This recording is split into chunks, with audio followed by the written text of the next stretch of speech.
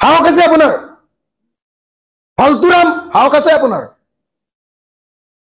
মিছা কথা ক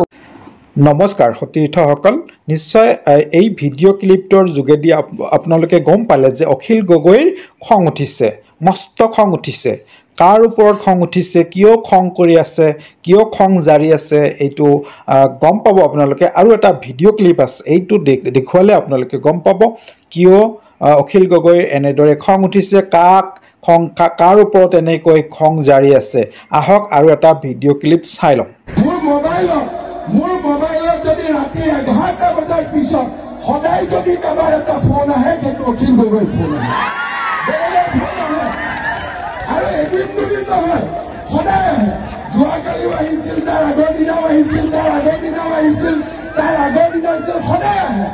আহিলে মই বেয়া নাপাওঁ খালি মই কওঁ যে ৰাতি ইমান ধুনীয়া ধুনীয়া কথা পতা আগত দিলে দিনততো গালি গালাজ কৰে দিনতো গালি গালাজ কৰিব নালাগে ৰাতিও গালি গালাজ কৰিব নালাগে হয় সতীৰ্থসকল নিশ্চয় গম পালে যে মুখ্যমন্ত্ৰী গৰাকীয়ে কৈ আছে অখিল গগৈয়ে সদায় ৰাতি 11টাৰ পিছত ফোন কৰে হেন তেওঁলৈ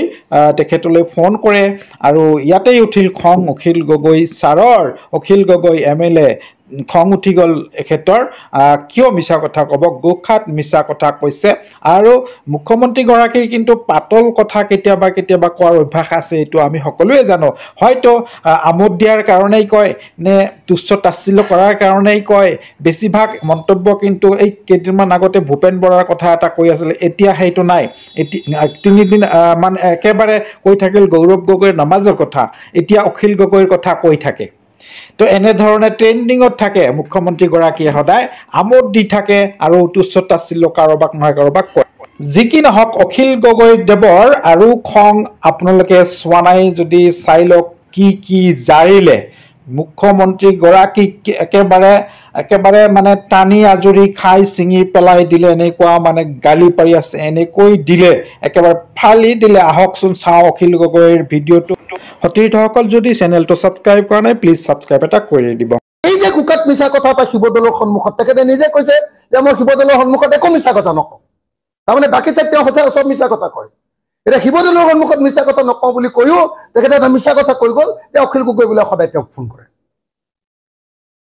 হিমন্ত বিশ্ব শৰ্মাই ভয় খাইছে গৌৰৱ গগৈলে ভয় খাইছে অখিল গগৈলে ভয় খাইছে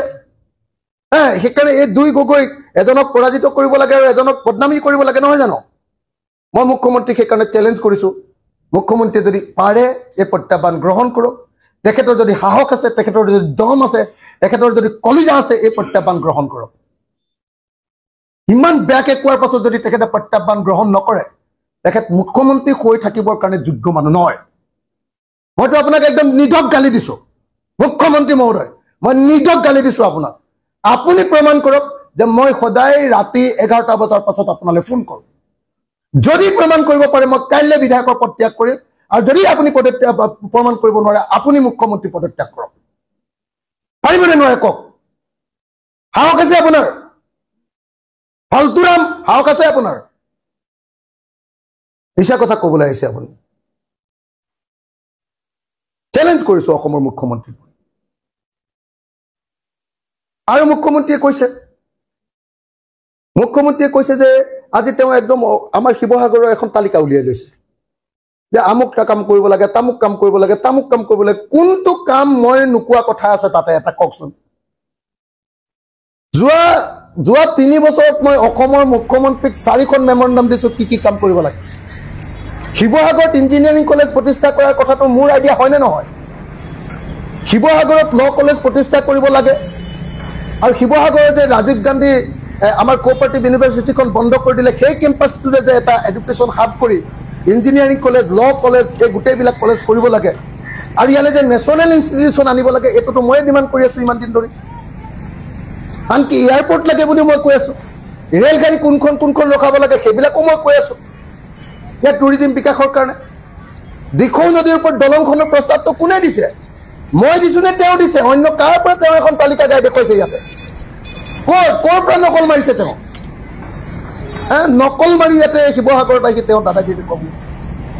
মই দিয়া প্ৰত্যেকটো কাম তেওঁ যিমান কাম গাইছে প্ৰত্যেকটো মই দিয়া কাম শিৱসাগৰলৈ আহি শিৱসাগৰ বিধায়কজনৰ বিৰুদ্ধে এনেকুৱা অপমানজনক বক্তব্য কেতিয়াও মানি লোৱা নহ'ব। অতিথি হিচাপে আহিছে, সন্মান কৰিম। হয়, তেখেতে ঠিকেই কৈছে যে শিৱসাগৰলৈ আহিলে মই খুব ধুনীয়া ব্যৱহাৰ কৰোঁ। মই ধুনীয়া ব্যৱহাৰ কৰোঁ। আমাৰ ঘৰলৈ একেবাৰে শত্ৰুজন আহিলে, দাখন লৈ আহিলেও মই কওঁ যে আহক, চাহ একাপ খাওঁ। ধুনীয়াকৈ একদম গলাত গলা লগাই কথা পাতোঁ। শত্ৰু এজন আহিলেও মই তেনেকৈ কথা পাতোঁ ঘৰলৈ আহি। আৰু যেতিয়া মোৰ য'ত ক'ব লাগে বিধানসভাত, সেই বিধানসভাত মই কিন্তু হিমন্ত বিশ্ব শৰ্মাক চালি পঠিয়াওঁ। তেওঁ সপোনতো মোক দেখি থাকে। এইটোৱেতো বিধায়ক এজনৰ কাম। সমষ্টি উন্নয়নৰ কাৰণেতো মই মুখ্যমন্ত্ৰীৰ লগত মাজে মাজে কথা পাতিম, কথা পাতিব নালাগে। আৰু যদি কেতিয়াবা সমষ্টি উন্নয়নৰ কাৰণে কথা ক'ব লাগে তেতিয়াহ'লে মই চাৰেণ্ডাৰ কৰিব লাগে নেকি? তাৰমানে চাৰেণ্ডাৰ কৰিহে বিধায়ক এজনে তাৰমানে সমষ্টি উন্নয়নৰ কথা পাতিব পাৰিব। মুখ্যমন্ত্ৰী ডাঙৰীয়া বৰ ভাল ঠাইত হাত দিয়া নাই। আপোনাৰ যদি দম আছে, এনেকুৱা ভাষাত আন কোনেও নিশ্চয় আপোনাক নকয়। যদি আপোনাৰ দম আছে, মই আঙুলিটোৱাই কৈছোঁ আপোনাক, যদি আপোনাৰ দম আছে, মই সদায় ৰাতি 11টা বজাৰ পাছত ফোন কৰা প্ৰমাণ দিয়ক ভাই। ফাল্টু কথা কৈ আপোনালোকে কি পৰিৱেশ বেয়া কৰিব খুজিছে? আপুনি ইলেকশ্যন জিকিব খুজিছে, ইলেকশ্যন জিকক। আপুনি ইলেকশ্যন জিকিবৰ কাৰণে মানুহক ব্লেকমেইল কৰিব নালাগে নহয়। ইলেকশ্যন জিকিবৰ কাৰণে মানুহক এনে বদনামী কৰিব নালাগে।